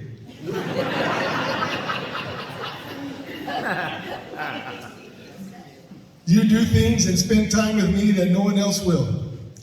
Over the years, he made up a number of bedtime stories for his daughters, and later for his granddaughter, involving a frontiersman, his American Indian friend, and a little girl named Susie, combining historical fiction and Christianity, which entertained them and got them to go to sleep. His youngest daughter even asked to have him tell her one of the stories after she graduated from college. One of the highlights with his family was when he and Elaine took Angie and Cindy on a 10-week trip into 41 states, visiting national parks, historic sites, and museums one summer in the mid-70s. And I can attest to that because I was in his history class and I saw the slideshow. As a teacher, Myron spent a great deal of time reading and writing in preparation for the courses he taught. Holding to high standards, he nevertheless sought to find the best way of teaching the importance of history in the most entertaining ways he could incorporate into his classroom. Explaining to students that not understanding about our past could lead to national amnesia in the present, which would be even more disastrous than the tragedy of an individual losing their memory. In the process, he first came across the teaching of environmental history and then popular cultural history, either offered as a separate courses or within the structure of teaching units in a traditional history courses. The use of audio and visual materials greatly enhanced how he taught his courses. In addition to the course material, in his highly enjoyable and sometimes combative review activity were the number and variety of ties he wore. Myron's study of American environmental history helped spawn one of the magnificent facilities at Cabrillo. Dave Long told Myron several years ago that when he brought his classes to Earth Day activities during the 70s, which Myron coordinated over a decade, he began developing a greater interest in studying the environment. Dave, however, took his ideas and concentrating on marine life, founded the work resulting in today's aquarium. Therefore, Myron had in a very minute way a part in the beginning of his program, which has a special place in Myron and his family's life, including the 2 beautiful murals which his oldest daughter has painted in that facility.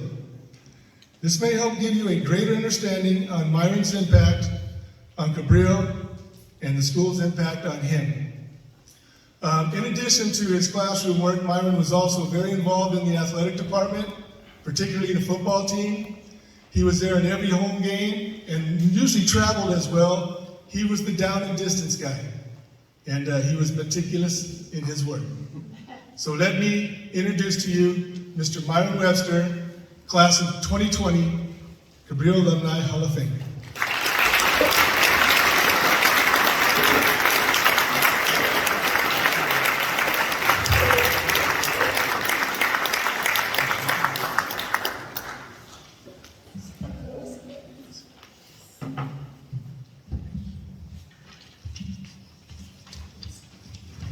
That's me. Before I make my remarks, I want to point out one correction in the program. talks about how I enjoy playing with my granddaughter, which I did. She's 33 now almost, and it's our great granddaughter that we enjoy. I'm really thankful for my family. I would ask if you would please stand up. Elaine, Angie, Cindy, and Paul.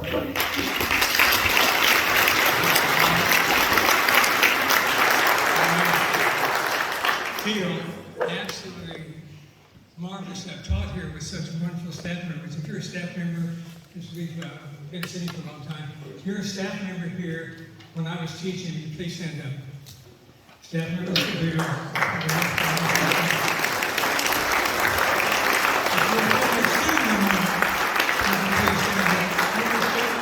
Some of them former students and also staff members. Any former students here that are my students, please stand up. I was. Hall of Fame committee members, please stand up. Would you, dear Hall of Fame, please be here for the committee. You do such a wonderful job over a number of years. When I was growing up, I was raised in the largest city in our state with all the modern communities that existed at that time. We oftentimes were taught my fraternal grandparents on their farm, but this is a ranch, what we call the farm, and they had none of the modern communities that we had. Their home had burned down in 1945, they built a new beautiful brick home, but all the hookups ended miles away from their home. So no indoor plumbing. And my brothers and I and our parents needed to call them nature. We had to go to the outhouse, which is maybe about 100 feet from the back door of my grandparents' farm. If you wanted to take a bath, my grandmother had to go out with a sister to another 100 feet out there, 100 feet back, with a bucket of water and dump it in the bathtub. Go back and get a bucket of water, dump it in the bathtub. If you wanted warm water, she'd have to get a bucket, put on the wood-burning stove, heat it up, put it in, so maybe you had that much water to take your bath in, which is different than the home. They had a telephone and radio, which were powered by real large batteries in that time, since there's no electricity. The phone was one of those big boxes that sits in the wall, shelf on the wall, and would ring the operator. And then they would connect you with what was you're calling, whether it's in that community or out of town or out of state. And then, but whenever you got a call, everybody in that area heard your call because it rang in every home. My grandparents says 2 longs and a short. That's also when many people got communication at the time. Like my dad said, that's the way they found out about the end of World War I. The Great War was when the operator would ring 1 long. That was the operator, you pick up the phone, they could talk to everybody in that area and pass the news. So I'd always say to my grandmother, how come we listen to Dean and Drury? You know, that's true. Well, everybody knows everybody else. That's why they knew everybody else's business at that time period. Kerosene lamps at night. And so they had the hookups. Sometime in the early mid-70s, we were back there, and I asked my grandmother for a kerosene lamp I could use in class, and she gave me one from their wedding anniversary, or not wedding anniversary, their wedding date in 1911, and it's so beautifully etched, I want to take it off of the lamp. I just hope this is an ordinary one. I think that maybe having grown up with those experiences, one of the things that led me to the interest that I had in history. I like to use personal events such as what I just described, teaching my classes, and encourage students to ask their parents, grandparents, aunts, uncles, and so forth to find out what they had lived through personally and explain it, not just out of a book, but their experiences, what they may have done, involved in, because we all make up history. It's not somebody, that people, the presidents or governors or whatever. It is everybody in this room and everybody on this planet. We make up the history of how we live our lives and what we're involved in doing. So I wanted to find out more about what their parents had done. And I encourage them also to use their minds and thinking. They might not agree with what I was doing. If it was on the test, they should answer the question the way they're going to get the right answer. But if they disagree with something, they don't. And you have reason to back it up. Stick with your view. History is a series of stories, in a sense, that tell us about where we've been, how we got where we're at now, and where we're going in the future to some sense. Not specifically, but in kind of trends. It's not to be used to judge the past. Although, unfortunately, you see some people today trying to do that. We're not responsible for what happened 2 centuries ago. If we do 2 centuries ago, and you use your imagination to yourself in that time period, your expectation here would be the same as those people back then? Not what we think today, because they were not living today. I would not be here today without the impact of others in my life. I had the fortune as a young history teacher in a small city called Lompoc to have a presentation that I had introduced to the organization Britain Historians, the largest group of history teachers and professors in the United States, be accepted for a program at the annual meeting in Denver, Colorado in 1974. And it wasn't because who I was here, that was part of it, but it was also because of the people that I knew, and they talked to other people and helped open doors. We need to remember that. I thank God, Father, Son, Holy Spirit. I thank my family. I thank, as I mentioned before, I had some of you stand because you've been a part of my life. To be successful, you have to have ability and talent and passion. But again, as I said, you need to have people open doors. I would not be here today without Dave Long nominating me and the committee accepting that nomination. I'm not going to try to thank everybody that's been a part of my life because I would mean to leave somebody out, and I don't want to do that, and the list might be too long for you to be here all night. I would like to say that I look more forward to Mondays than Fridays when I was teaching. Not that I did not enjoy weekends, but I was always wanting to what we're going to be starting the next week. There's going to be excitement. I told my kids, I'm going to have fun every single day. You can come with me. And I want you to. You can choose not to. You can grind your teeth. Next round, have big kettlebells. But I'd like to have you just come along and have some fun as we learn. Well, I did work at my craft. I enjoyed it so much that I told my students frequently, I still, when I've said this is my 52nd year on campus, 34 as a full-time teacher and 18 subbing. The last year quite a bit because I had to start the first and second semester for a faculty member. But I said, I would do this for free if I didn't have to pay bills. And other times I say, well, I get royalties from Webster's Dictionary. That's not true. I wanted that as part of the family. It's off on the way up the side there. But that's how much I enjoyed it. It's been a great ride. I thank everyone that's been in my life for that. And this I thank you very much.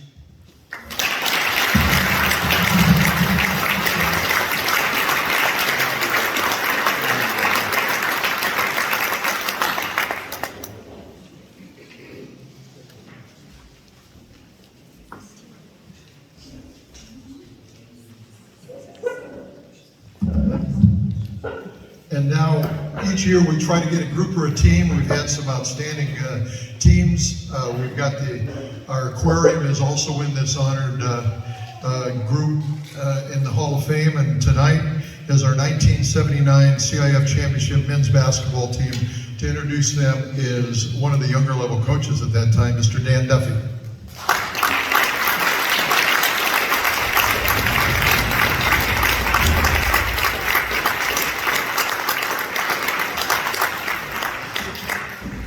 Thank you very much. Appreciate the opportunity to stand up here with a group of outstanding young student athletes.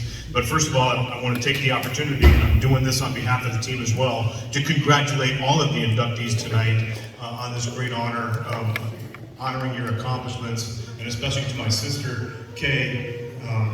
Congratulations. I'm proud of you and I love you. My goal is to take a couple minutes and to give credit where credit is due. I was the freshman basketball coach. This was my first foray into the coaching community. I had great mentors at the water polo coaching level, and I really appreciate Bob Moore and Bob Lawrence and Glenn Abrahams that came up to me and said, you want to be the freshman basketball coach? After a grand total of 0 minutes played on the basketball program in my high school career, I said, sure. So the administration decided to make a coaching change prior to this season. And anytime there's a coaching change in a successful program, it creates some interesting dynamics, some interesting challenges. In my humble opinion, the two coaches that were selected to lead this varsity team were the perfect choices to do that. And it was Coach Glenn Abrahamson and Coach Bill Schultz. Coach Abrahamson never wavered from his philosophy in how to coach athletes. The nice thing is he was familiar with the program, he was familiar with the dynamics of the school, and he was familiar with all of these athletes, as most of them have come up through the JV team. So it was a perfect opportunity for him to lead this team. We knew the dynamics. We knew there was a good club. Absolutely, there was a great team here. And so I need to give credit where credit's due. Unfortunately, both Coach Schultz and Coach Abrahamson are no longer with us. And I learned so much about basketball life, teaching, and dealing with student athletes from Coach Glenn Abrahamson, and I'll be forever grateful to that. I'd also like to recognize our statisticians. This time I'd like to have Sandy come up here also. A fellow inductee, we noted that she was a statistician on the team.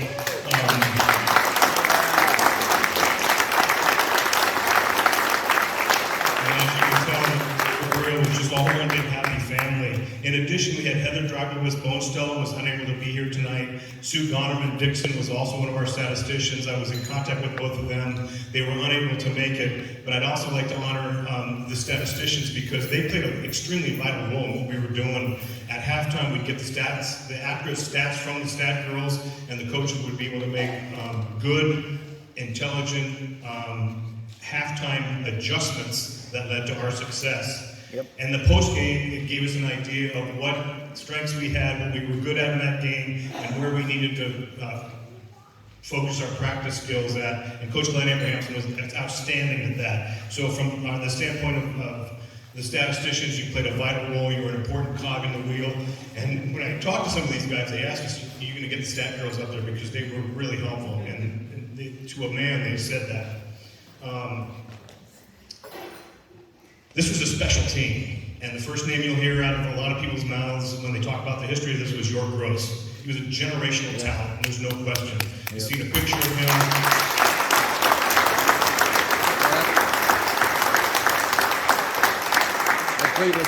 York and Greg Cox were members of the team who now passed on as well.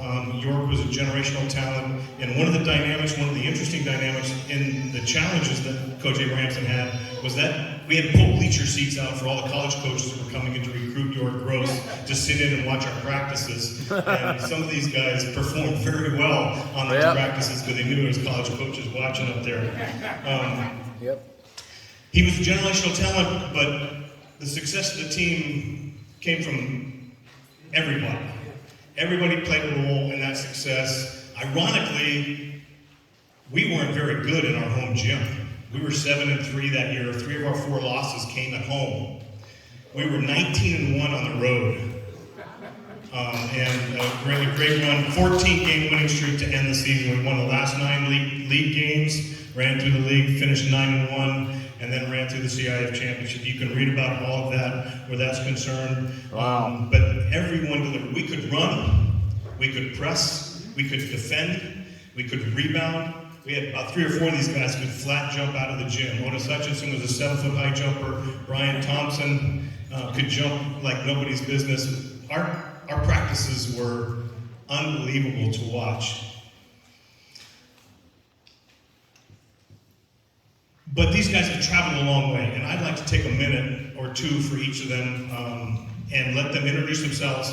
I've told them to keep it brief for those that are interested, but they've traveled a long way to be recognized. I'd like to cut my speech short and give them a couple minutes to introduce themselves, briefly tell us their career path, and say one indelible memory, one memory that stuck with them that's lasting for their life. And I'll start with Brent Abrahamson, Coach Abrahamson's son. I was in discussion with him. He was unable to be here. He's hiking in Norway. But one of the memories that Brent shared with me, he was 12 years old. He watched his dad win the CIF championship. He says, that was the first time I ever cried tears of joy in my life. And he said, I'll never forget the hug my dad gave me after he won the championship. Those are the lasting memories that I hope these guys can share with you. So I'm going to share the mic. I know it's going to take a couple minutes. I know we've been here for a while. I've got the whistle in my pocket, so when they get there, I'll blow it and they'll be done. Thank you. I'm TJ Jones, and I'd like to take a minute to recognize 2 of my mentors, Dan True and Irving Robinson. Thank you guys for showing me. I'm gonna keep it real with y'all. You know, Coach said some really nice things, but that senior class was a pain in the butt. It really was. And I think that we took 10 years off of Coach Hayden's life because we were not very nice people. We really weren't. And you know, we came from Coach, what was our coach? Santos, Coach Santos. Right. And Harry. for Abe to take over us, he couldn't tell us nothing. So I'm gonna share a quick story with you. We were down in the College of the Desert. York had like eight points or something, and Jeff Dalton went off and had like 35, 40, I don't know. But York came in the locker room and he's throwing things and he's pissed off and he's all upset. Abraham tries to talk to him, he can't talk to him. Duff, poor Duff. Oh, boy. But anyway, that night we used to sleep on the road, 4 people to a room. So that night after York got the food, I noticed when we got back to our room, me and BJ, everybody's in our room. Nobody's there with York, but poor Jeff Dalton.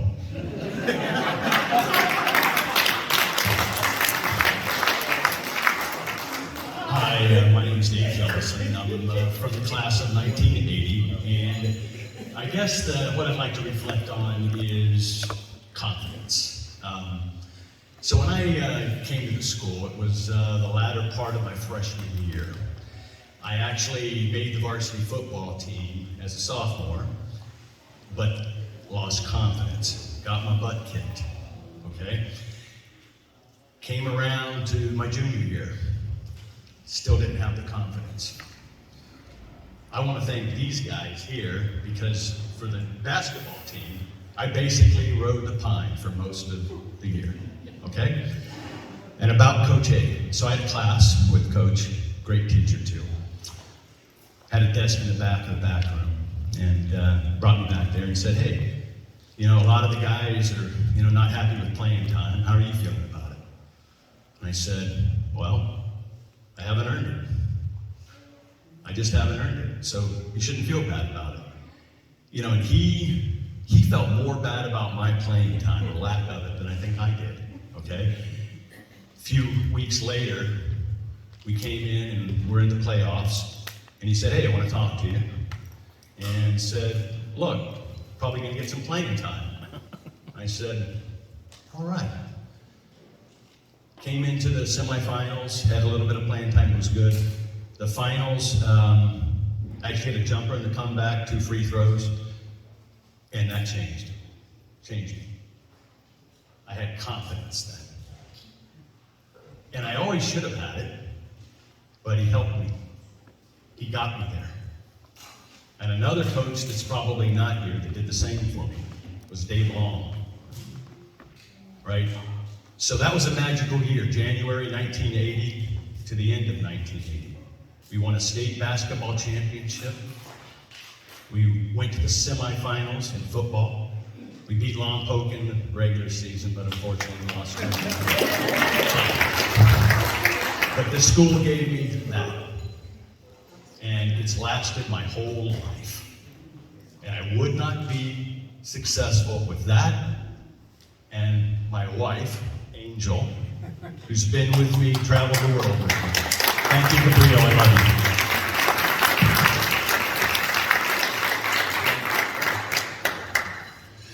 Hello, my name is Brian Thompson, but back then most of them referred to me as BJ Thompson. My middle name's Jay. There's an explanation. So, a lot of coaches we had. They were amazing coaches. A lot of them had a lot of impact on my life. But Sammy, your dad, had a really strong impact on me when he did talk to me in a fatherly-like manner. And I'm glad Abrahamson too. He probably taught me more about being a man than anyone else. Is it Sunday tonight? Okay, I miss that guy. Every time I watch a basketball game and the ball goes up, whether it's in person or on TV, I can hear in the background of Glenn going, block out, block out. And it just is nonstop. You know, I'm 61 years old today, and I still have that PTSD. Not today.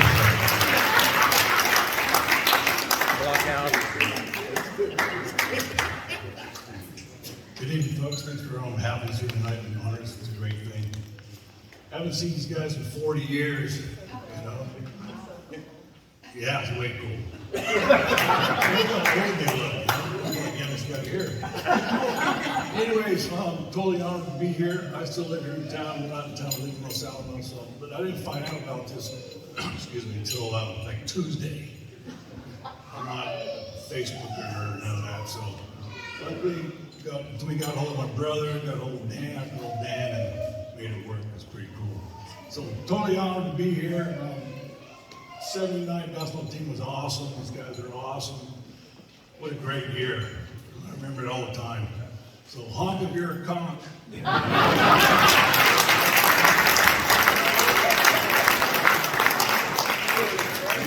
So good evening. My name is Frank Washington. I was a transplant in '79. My dad transferred from Malmstrom Air Force Base in Montana to Vandenberg. So the month of October, I met Coach Abe, and I was very impressed with the guys here, especially York Gross. Everybody was friendly. They opened their arms and welcomed me to the team. What I took away from that year was it gave me confidence to be very, very, very successful in my future. I'm a retired law enforcement officer, and I teach a lot of new guys, new rookies to be cops. Getting ready to start a stint with Vallejo PD. Man, when I found out this was going to happen again, it just brought back all the memories and the jitteries and the excitement that we had that night. We won the championship. I will have to say that I did piss off the cook at Queen Mary when he brought out his steaks. I asked for ketchup and he got mad at me.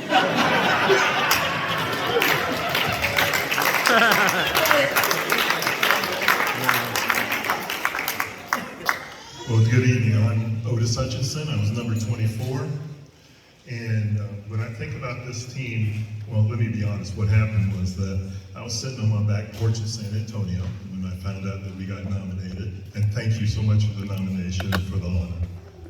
But I was sitting there thinking about what happened that year and what the impact was for my life.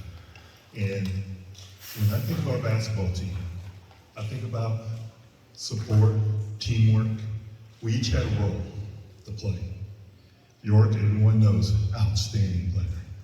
But one outstanding player is not going to make a championship team. It takes support, it takes teamwork, and everyone doing their role. And when I think about that role, I thought about what did I do? I came off the bench to be a defender and a rebounder. That was my job. If the ball came down low underneath, I knew how to put the ball in the basket. There was no hesitation there. But my role was to defend and support, and the best example of that came during the championship game. Fourth quarter, I stole the pass. I had a clean shot to the basket. I could have taken it in. Yes, I do know how to dunk. I did it my freshman year, and I could do it as a senior too. But that's not my role. York was busting down the sideline on the side, passed the ball to him, and that picture you saw of him taking that dunk, that came from my past, doing my job, supporting.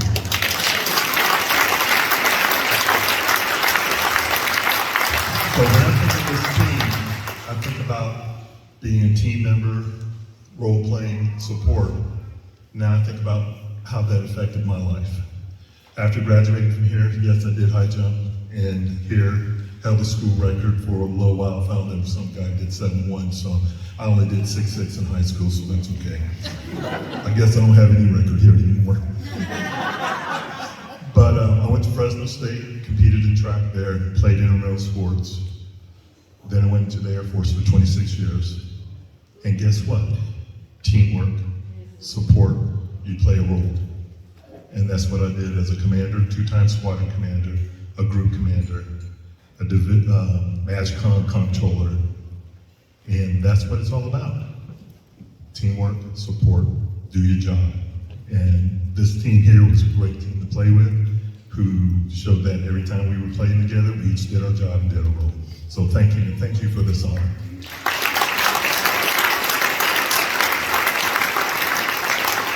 you look at the side of that picture that he was talking about with York racking it, that was the last 2 points of York's career. He fouled out the next trip down, and that put us up by 7.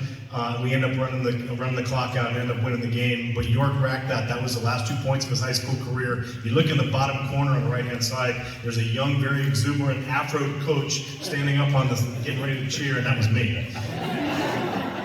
This young man could shoot the lights out of the basket. If we'd had a three-point line, he would have averaged 20 to 25 a game. He was our zone buster. He was our shooter. I have to add that in there. If we had the three-point line, we would have gone crazy with him. Thank you for that. My name is Jeff Dalton. I was number 21, and I want to thank all the scholar athletes that were here today. We were the jocks, right? I mean, I grew up in Lompoc. I had 2 older brothers, and that's all I did is play sports my whole life. Basketball, the big 3, basketball, baseball, football, and that's what we did. And yes, York Gross, he was the heart and soul of our team. There's no doubt about it. He was one of the best athletes to come through Cabrillo. There's no doubt about it. He was up there with players like Drake, yes. Kevin Drake. Kevin Drake. Yeah, he was up there with Kevin Drake. I mean, they were just tremendous athletes. I want to thank my dad, who is here tonight. He has coached a lot of these kids through the years. Foundation over there, built all the Little League fields. All these teachers out of here tonight, Coach Haskins and Teacher Weber. He has a story about York Gross, a great Valentine story, but I won't go into that. But I wanted to run through the season real quick, if you guys, just a couple minutes. So when you start basketball in November, you have maybe 2 or 3 tournaments, right? So we have the Conquistador Classic. We get to the finals, we lose. Right, brutal, right? Then we go down south and we play another tournament. We might have won one. I don't even remember the one we won. But now we're in LA and we're in a small gym, and the basketball hoop's about right here. And here's the wall, and it's all smoggy. And we're in the championship game, and we get we're down a point, and we get a steal. We get a ball. We fast break. We go. We pass it. It gets to me. I get creamed. I'm like, wow, Coyote, all stuck up on the wall. The fans are coming out of the stands. The refs disappear. We lose the game. Easy free throws. I make them both. We win by 1, right? Mission Viejo. Remember that name. Okay. So then we come back home. It's time to start the season. First league game. Rigetti comes to our school. York does not have a good game that game. Okay. We end up losing by 1 point. First league game, we lose. It was brutal. All these guys, we were like 6 men. Every one of them, from rebounding, we had heart. We just hustled. We pressed, and we were always down at halftime, but we were a third quarter team, almost just like the Warriors, right? So sure enough, we lose, and then we start our run. We win. We get all the way to semifinals. Guess who we're playing? Mission Viejo. And that was one heck of a game. It went all the way into overtime. And that's right, we beat them. And I'll tell you, I'll never forget it. It's probably not too good. I walked by them. They were all sitting on their bench, and all the kids were crying. And I just said under my breath, now you know how it feels. It did hurt. Anyway, then we moved on to the championship game, okay? And let me tell you, York carried us. There's no doubt about it. I mean, I had about 8. Everybody had 2, 3, 4 points, right? We were down by 10 with 4 minutes left. And this is where I wanted to acknowledge. We had players that played a lot. We had players that waited their turn. Dave, who talked earlier about that.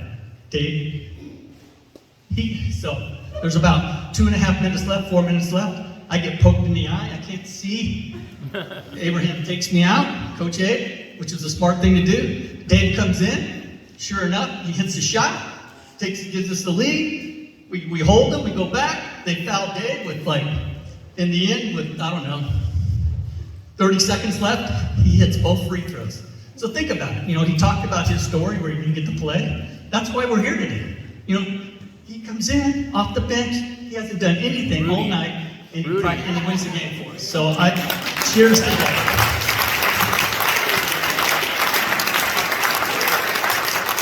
So, great opportunity to meet the group. It was a great opportunity, it was a great run, it was a great opportunity for success. And just to share, Coach Glenn Abrahamson continued on as a varsity coach for about 11 years. After that, he won 9 league championships. He wasn't there by accident. With your blessings and approval, I want to ensure that this plaque gets delivered to the Abrahamson family. I believe that's where it belongs. We'll send it on to Brett Ryan. He was truly the leader. I wish he was here today, but I know he's smiling down on us. Thank you.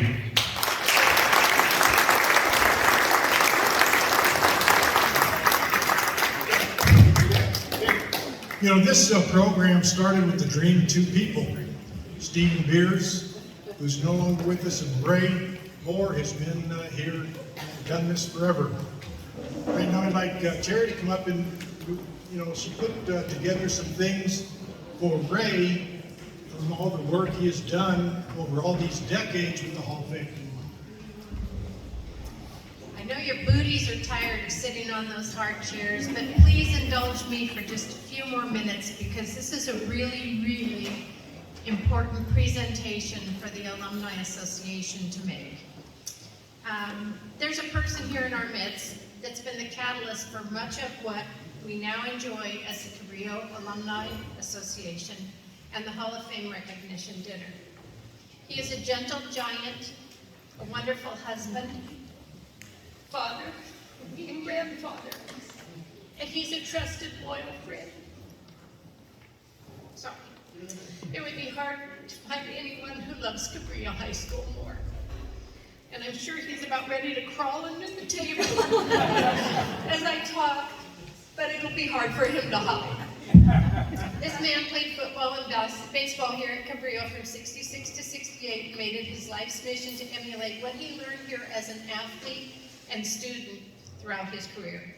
He dedicated 42 years of his life to education, 32 of it as a coach and athletic director. In a speech he made at a 20-year CIF Champions Football Spirit Leader Reunion in 1997, he said he wanted to be just like the coaches he admired so much. He wanted to wear shorts every day. He wanted to make his teams do what he hated to do, and he wanted to watch them do it. He wanted to engage parents and boosters, whether they won or they lost. And he wanted to let his teams believe they were really good players. He quoted Coach Ed Knowles saying as they prepared for the playoffs that these are the times you will remember for the rest of your life. He used the same saying with his players as he mentored them through his career. He summed up his speech by saying if he could emulate the coaches he had here at Cabrillo, then he knew he would be a success. It is clear he reached that pinnacle of his success, and he has even gone beyond. You probably figured out that I'm speaking of Ray, and you can see his glow probably radiating. He may disown me for doing this. He never wants to be in the spotlight. He is a quiet, strong doer behind the scenes. At that reunion I just mentioned, a group of classmates and coaches got together to discuss a way to give back to Cabrillo, because we all feel what you all have expressed tonight. Ray did his research on other alumni associations and came up with an idea to create the Cabrillo Alumni Association. He gathered a few of us, including Ted Blameyer, Mike Glavin, Dave Long, Bob Radford, Steve Beers, myself, and a few others. The result was to charge a small one-time fee and to embrace as many alumni as possible to amass enough money to help with school projects. Sadly, the efforts hadn't paid off, and the membership numbers we hoped for weren't coming through, possibly because they're alumni that didn't enjoy the magical time here at Cabrillo we remember. Fast forward to 2006, when we inducted Everett Jones into the Alumni Hall of Fame, put together by our classmate, the late Steve Beers. Everett was the first member of the Hall of Fame. The Alumni Association was announced at that dinner, and we had quite a few alumni join, and many donated $100 instead of $20, thus creating the Founders Club. About 9 years ago, we joined with the school to make the Hall of Fame dinner an annual event, except for the 2 years of the pandemic. After After Steve's passing, Ray took the helm solely and has continued to make certain this special recognition happens every year. Ray earned his undergraduate degree at Cal State Fullerton in 1973. He went on to earn his degree in educational administration at Point Loma Nazarene University, and then went on to get his master's degree at Azusa Pacific College in 1984. He is a family man, the proud grandfather of Dylan, Colin, Mason, and Brooklyn, and even coaches their baseball teams. There is no sitting on the bleachers for this grandfather. After teaching and coaching at other high schools, Vista Murrieta High School was blessed to have Ray Moore as its athletic director from 2003 when he opened the school to 2015 when he retired. He had a vision to have Vista Murrieta be a world-class high school and nominated the school for its Program of Excellence to the Coach and Athletic Director magazine in 2012. Big surprise! The school won the accolade. And when Ray was interviewed about the nomination and win, he said he wanted to measure Vista Murrieta against other great programs in the nation. He said that winning was humbling and reaffirmed his belief in the school's values and dedication. Kudos to Ray for contributing greatly to that success based on his philosophy that we have to create great students first, athletes next. Throughout his career, he led 15 teams to CIF titles, 97 league championships, 4 CIF Southern Section School of Character championships, and certainly has inspired the youth that he taught and coached over the years to emulate him now as a role model. He climbed the mountain, and now he can look down from the top. He has so many committees he's been on. I could go through them all, and I know that you're really tired of sitting, but suffice it to say, from the state level to the national level, Ray has done it all. He has been amazing and has been active not only with his family and his school, but at all of those other levels. In 2018, Ray was awarded the National Federation of State High School Association citation, capping his distinguished career as an educator, coach, and athletic director. Isn't it amazing that in all this that he did, he made so much time for Cabrillo High School to give back for the lessons that he learned when he was a student and an athlete here. When I was doing my research and thinking about this and learning more about Ray than I ever knew, I came to the realization that a supportive family was critical to his many successes. His beautiful Kathy is not only his beloved wife of 45 years,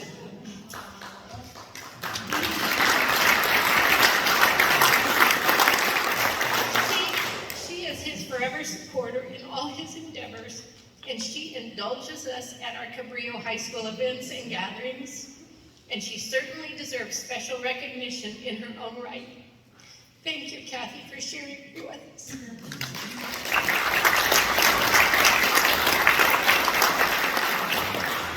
So, as I was thinking about all this, and they asked me if I would do this presentation, I thought, what best sums up Ray Moore? And I think it's this. He is the man. The myth, and the legend. Please help me bring him up here to shower him with our thanks and gratitude for his undying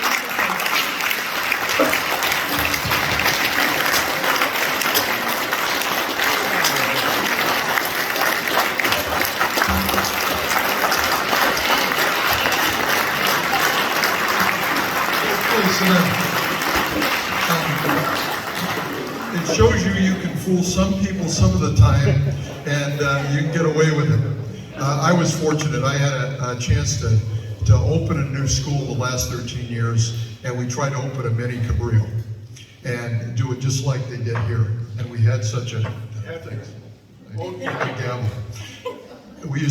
we had a principal that wanted to hire coaches and good coaches and teachers, and we were so fortunate in that respect that we had some guys and some girls. Yes, I do. I got a big dome. We had an outstanding quarterback at one time, and he was about 6'4", 225, and could really play. And I asked him one day at the end of his career, I said, "Your dad was an athlete." He said, yeah. And where do you go to school? He said, just little podunk town, up north. I said, well, where was it? He said, you've never heard of it. And I said, well, try me. He said, Cabrillo High School in Lompoc. And he was a 78 grad, Derek Brown. I don't know if you remember him running back. I remember Derek. Derek, I asked him one time about York Gross, and he said, I was a senior, but York Gross was in the 15th grade, because that's how good he was. But we were very fortunate, and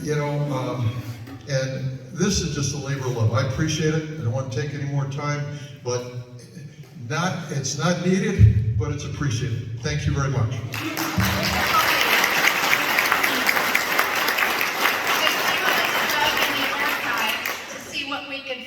For him. So there's some treasures here that I think Denise Meek-Regal found for you, some old clippings and things. And this bag was found by Hank Moore's son, right? At a garage sale? Hank Cook's son at a garage sale. So this, do you know what it means when they say it's vintage? That means it's really expensive. So this is a vintage Cabrillo Conquistadors bag.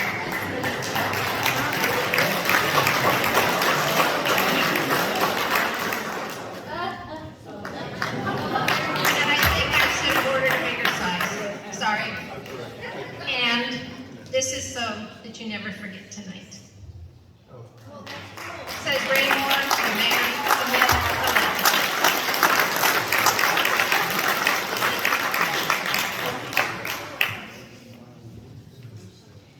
we got it.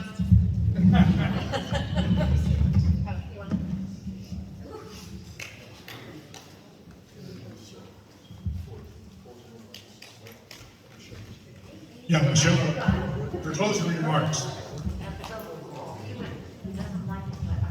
I wanted to invite the boys back out here because they, I know, wanted to say a big thank you to all of you for coming here tonight. You're still so powerful now.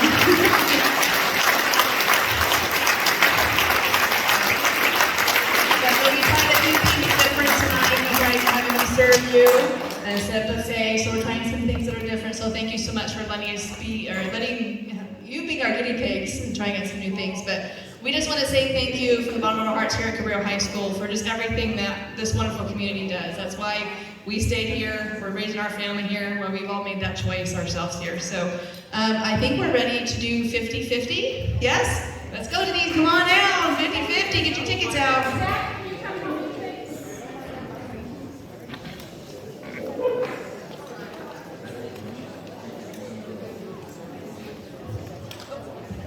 You guys are awesome. $700 even.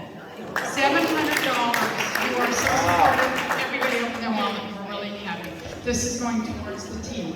Now, 50-50 means whoever gets the winning ticket is getting half of it. That's $350. So Zach here is going to pick a ticket. And you have to look at yours. You have to match the number. We don't have your name. Oh, we haven't said the number yet. What number do we get? You want to say? 754 795 Ending in 5402. 5402 going once. $350 going twice. Oh my God!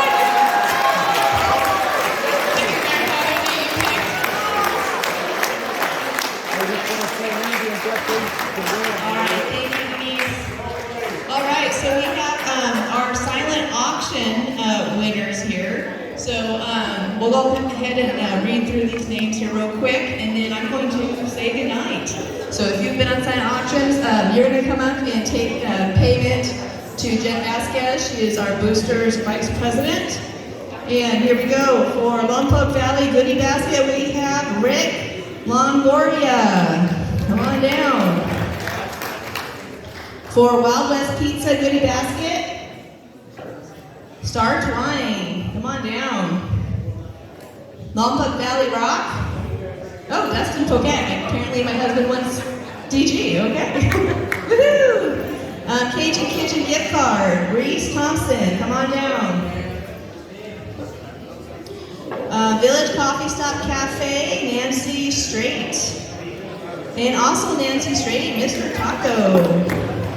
Bravo's Pizza, $50, Reese Thompson. La Purísima Golf Course, 1 round of foursome golf, Bob Lawrence. Dental Care Gift Basket, Neil Hanneman.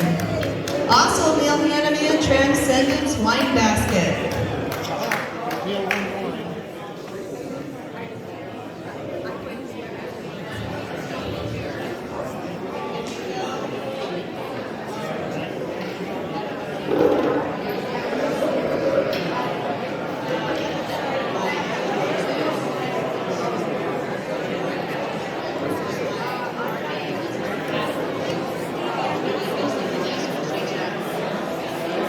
Denise, can you come down here really quick? Denise, we need your help really quick with some change. If you have change, my cash box got taken. Thank you. Okay, here we have the 369 Compassion, donated by Vicki Edwards, Lana Saul. The CHS Spirit Gift Basket, donated, Chris Watkins. CHS Aquarium Gift Basket, Frank Vasquez. Danny Duffy Baseball, John Durbin. CHS Adidas Baseball Cap, David Jellison.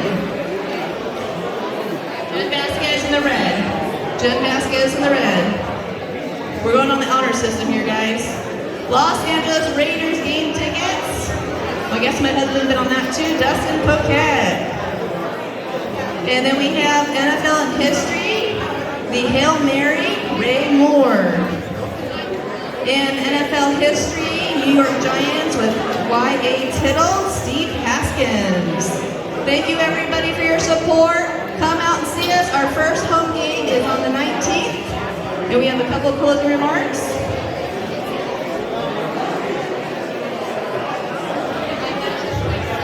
We have a request for all of the inductees to please come up here for a group photo. All inductees, please come up to a group for a group photo. Thank you, everybody. Have a wonderful evening.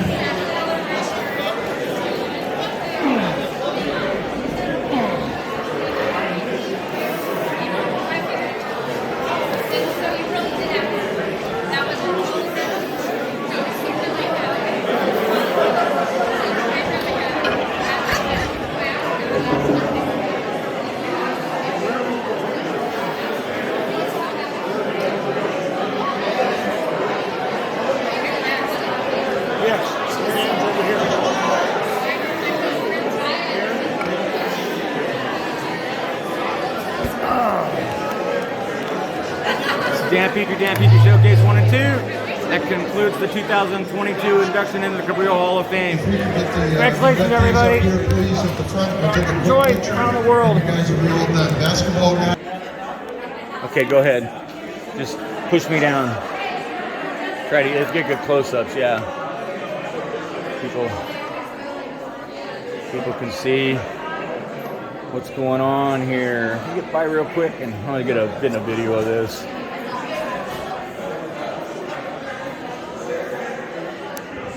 There you go.